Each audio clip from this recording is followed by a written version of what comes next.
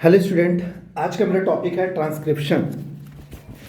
देखिए ट्रांसक्रिप्शन क्या होता है। ट्रांसक्रिप्शन जो है वो डीएनए से आरएनए बनने की क्रियाविधि होती है ना। तो the process of RNA synthesis from DNA is known as transcription. अब उसके बाद कुछ और डेफिनेशन भी बता सकते हैं आप। It is the process of कॉपिंग genetic information from template strand of DNA into RNA.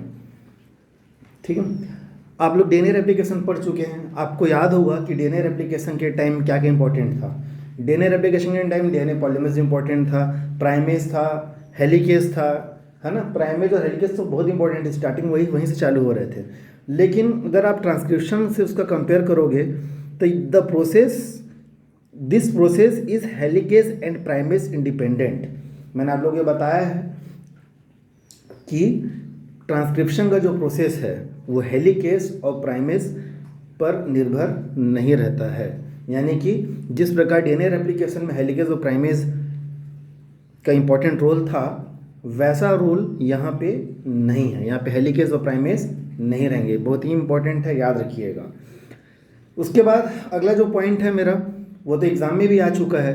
2016 का गणित का पेपर देखेंगे तो आपको मिल जाएगा। डायरेक्शन, जो आरएनए का निर्माण होता है उसका डायरेक्शन क्या होता है। तो डायरेक्शन होता है 5 प्राइम टू 3 प्राइम, है ना। इवन डीएनए रेप्लिकेशन में भी याद रखना आप लोग। तो डीएनए रेप्लिकेशन में भी जो डायरेक्शन कैसे था, जो स्ट्रैंड नया स्ट्रैंड बन रहे थे उसका 5 प्राइम टू 3 प्राइम, इसलिए बहुत ही इंपॉर्टेंट था ये, है ना। ये क्वेश्चन आ चुका है।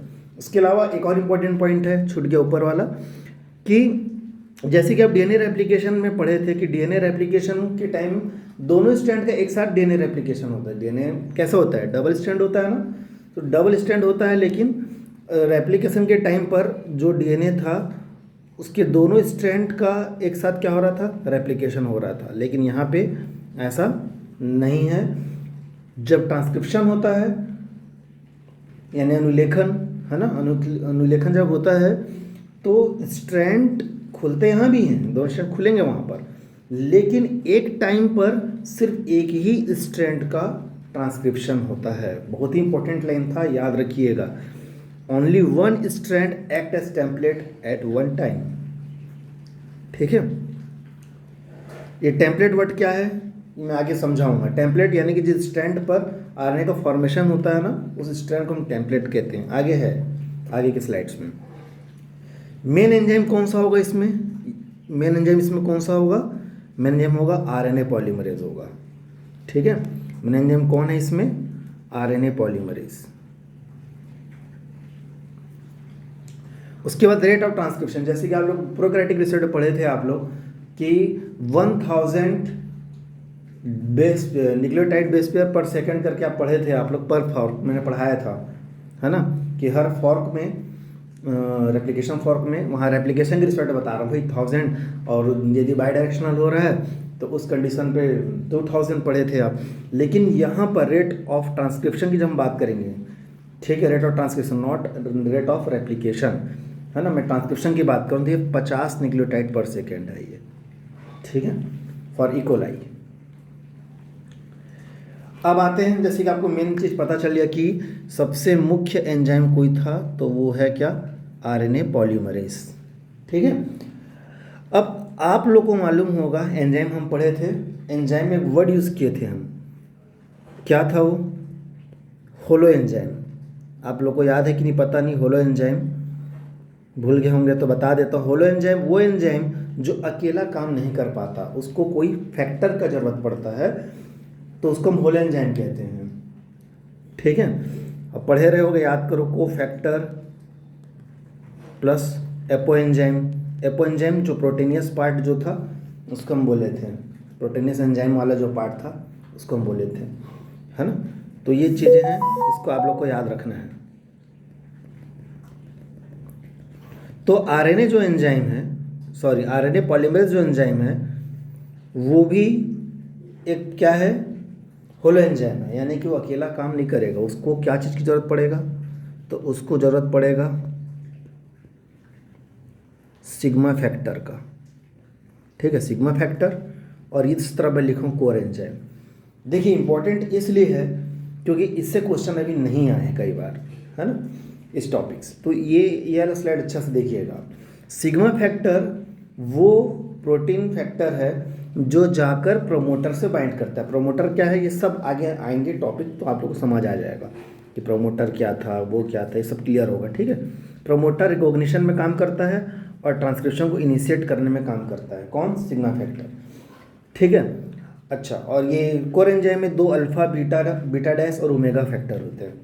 अब इन लोग क्या है, देखो अल्फा वाला जो रहता है वो क्या काम करता है, assembly of core enzyme and promoter recognition. Promoter region को पहचानने के लिए आपके दिमाग में आ रहा होगा प्रोमोटर क्या है। आगे जब हम बढ़ेंगे तो प्रोमोटर को मैंने समझाया है। प्रोमोटर वो जगह होता है जहाँ से ट्रांसक्रिप्शन स्टार्ट होता है, ठीक है। यानी कि अनुलेखन की क्रियाविधि जिस डीएनए खंड से चालू होती है उससे हम क्या कहते हैं, प्रोमोटर, वहाँ पे रिकॉग्नाइज होता है। तो बीटा और बीटा डैश क्या करते हैं, कैटालिटिक सेंटर है। कैटालिटिक सेंटर मतलब क्या, अब एंजाइम पढ़े हो ना, क्या करता है वो, किसी रिएक्शन के रेट को बढ़ाता है ना, तो वो क्या काम कर रहे हैं, प्रकाश कैटालिटिक का काम कर रहे हैं। तो यहाँ पे जो बनाने का, निर्माण करने वाला काम है वो बीटा और बीटा डैश करते हैं, ठीक है। ओमेगा ये भी क्या काम करता है, ये देखो अल्फा अलग का काम कर रहा था, असेंबली ऑफ कोर एंजाइम था, और ये किस लिए काम कर रहा है, assembly of RNA polymerase, complete assembly के लिए, सबको मिला के काम करने के लिए ये इंपॉर्टेंट होते हैं, ठीक है। तो ये आरएनए पॉलीमरेज का डिटेल था। अच्छा, नेक्स्ट में आते हैं अब, single RNA polymerase in prokaryotic synthesize all type RNA. देखो आरएनए में क्या क्या पढ़ते हो, आरएनए में क्या क्या पढ़ते हो आप लोग, आरएनए पढ़ते हो, टीआरएनए पढ़ते हो, ठीक है, मैसेंजर आरएनए पढ़ते हो, राइबोसोमल आरएनए पढ़ते हो, ठीक है ना। तो ये जितने भी प्रकार का जो आरएनए पढ़ते हो आप, इन सभी को बैक्टीरिया के केस में अगर हम जाएंगे तो सिंगल आरएनए पॉलीमरेज सब बना डालता है। लेकिन अगर मैं बात करूंगा यूकैरियोटिक की, तो eukaryotic have 3 type of RNA polymerase. Polymerase 3 type का होता है, ठीक है। कौन कौन सा है, RNA polymerase 1, RNA polymerase 2, RNA polymerase 3। अब आरएनए पॉलीमरेज 1 का मुख्य काम क्या है, वो एक स्पेसिफिक आरएनए को बनाता है। कौन सा आरएनए को बनाता है, राइबोसोमल आरएनए को बनाता है, ठीक है। याद रखिएगा, अगर आप लोग को याद होगा तो हम राइबोसोम पढ़े थे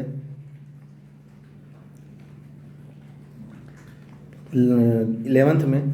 अगर आप राइबोसोम पढ़े होगे तो आप लोग को याद होगा कि राइबोसोम जो था, हम प्रोकैरियोटिक और यूकैरियोटिक रिसेप्ट अलग अलग पढ़े थे, प्रोकैरियोटिक यूकैरियोटिक, ठीक है। अच्छा, राइबोसोम बना किससे होता है, तो मैं बताया था आप लोगों को कि राइबोसोम बना होता है राइबोसोमल आरएनए।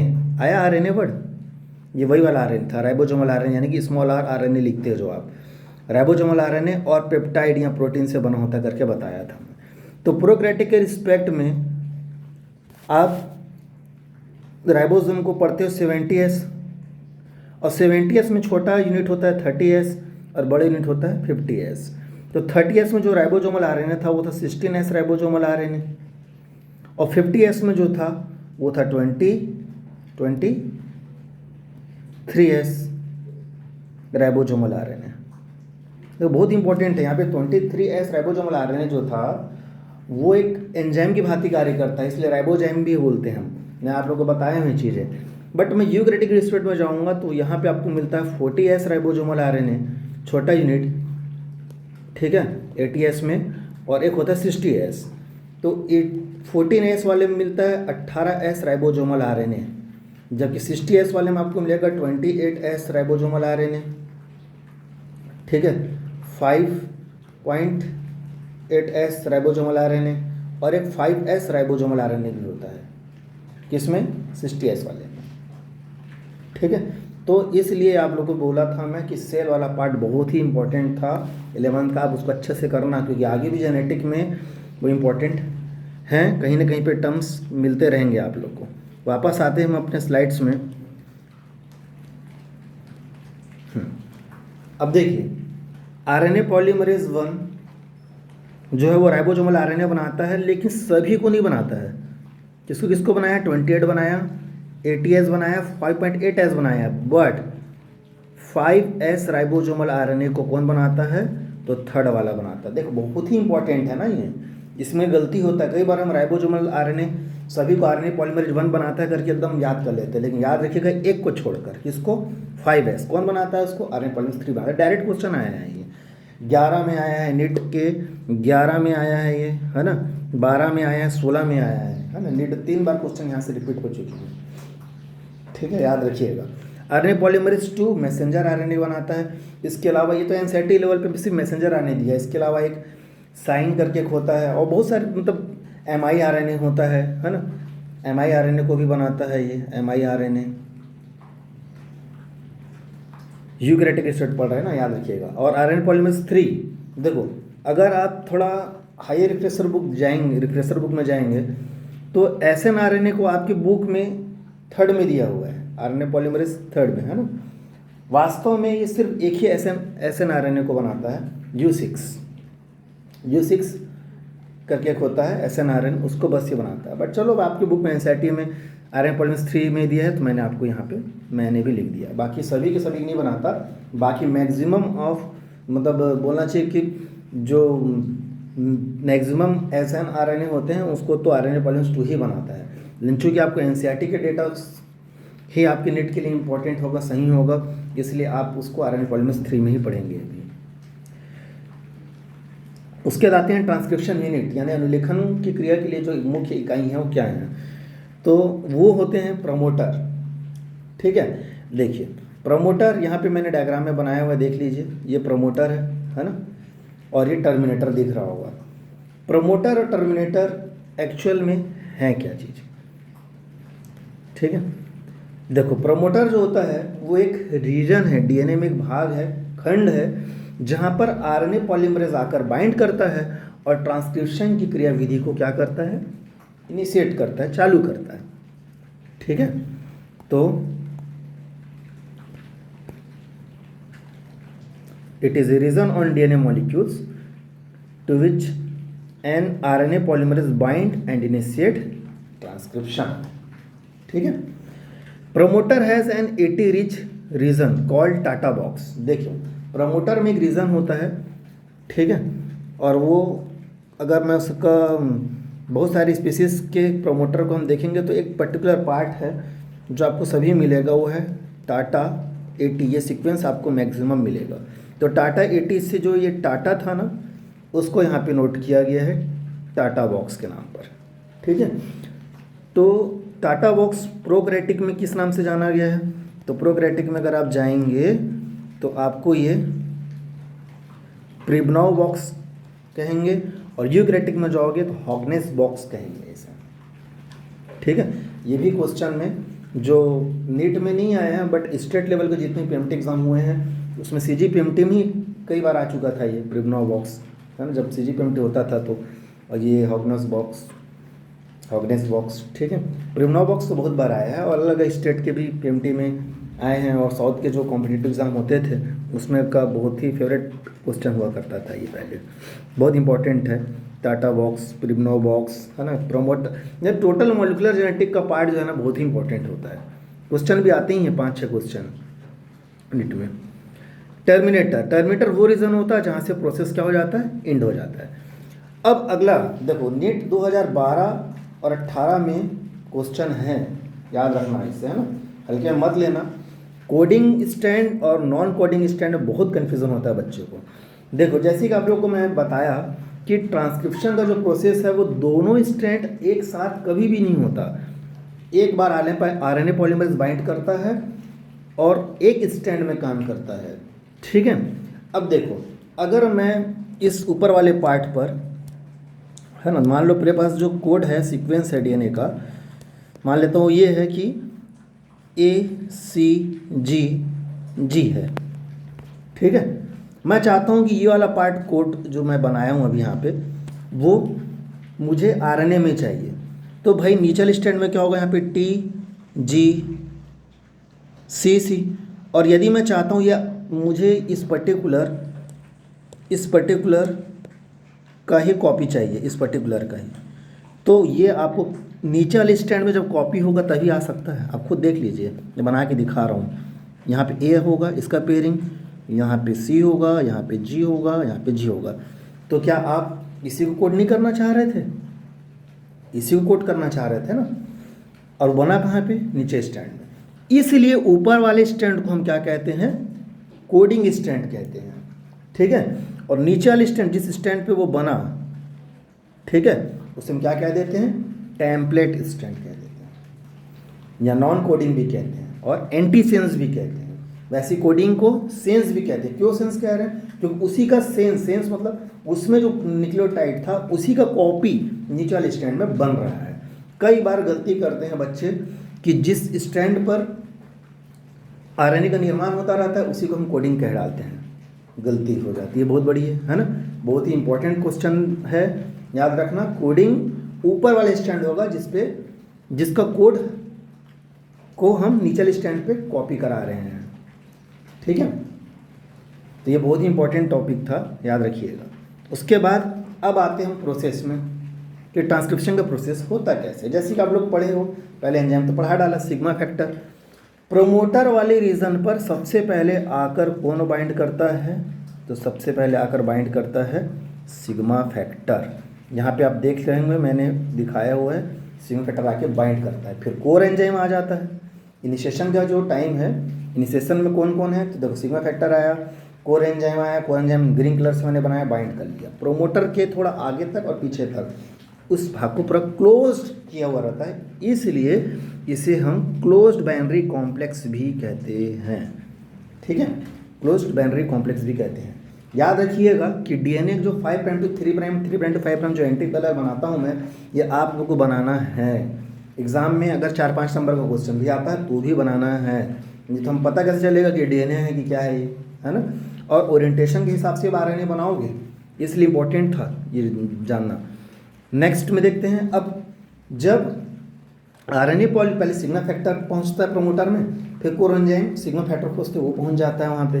फिर जब दोनों कॉम्प्लेक्स बन जाते हैं तो वो डीएनए स्ट्रैंड को क्या कर देता है? खोल देता है। जब खुल जाता है तो हम इसी को क्या बोलते हैं? Open binary complex, open binary complex कहते हैं। अब जैसे ही खुलता है तो जो प्रोमोटर के बाद वाली रीजन, देखो मैं ब्लू कलर से जो बनाया प्रोमोटर रीजन था, जो ब्लैक कलर से है वो स्ट्रक्चरल जीन वाला पार्ट था। अच्छा, ये स्ट्रक्चरल जीन क्या होता है? स्ट्रक्चरल जीन आगे हम उसको ही पढ़ेंगे। स्ट्रक्चरल जीन का मतलब वो जीन, ये वाला जो पार्ट था वो स्ट्रक्चरल जीन का पार्ट था, स्ट्रक्चरल जीन का पार्ट था। तो संरचनात्मक जीन जो जिसका कोड बनेगा, जिसका कोडिंग मतलब स्टैंड में आएगा, और जिनसे हम पेप्टाइड या प्रोटीन का फॉर्मेशन करेंगे, है ना, ट्रांसलेशन के प्रोसेस से, उसको हम बोलते हैं स्ट्रक्चरल जीन, ठीक है। जिस जीन का प्रोडक्ट बनना है ना, प्रोटीन, मैसेंजर आरएनए जो भी, तो उस जीन को हम बोलेंगे स्ट्रक्चरल जीन, ठीक है। अब स्ट्रक्चरल जीन का यहाँ पे रेड कलर से मैंने आरएनए बना के दिखाया हुआ है, ठीक है। आप देख रहे होंगे 3 फॉस्फेट, यस, ये बहुत बड़ा पहचान है कि 5 प्राइम में जो नया आरएनए बनता है, आरएनए में 3 फॉस्फेट रहते हैं। पहला न्यूक्लियोटाइड में 3 फॉस्फेट होता है, बाकी सब में सिंगल होता है। मैंने सब में बताता ना मैं, जैसे नॉर्मली अब डीएनए आरएनए स्ट्रक्चर पढ़े हो, याद होगा 5 प्राइम में फॉस्फेट पढ़ते हो ना, एक ही फॉस्फेट रहता है। लेकिन आरएनए के केस के 5 प्राइम जो एकदम छोटा एंड होगा, है ना, उसके पहले न्यूक्लियोटाइड में 3 फॉस्फेट होते हैं, भूलना मत। मैं सब जगह पे 3-3 बनाया हूँ, देख लीजिएगा, 1, 2 और ये 3, ठीक है।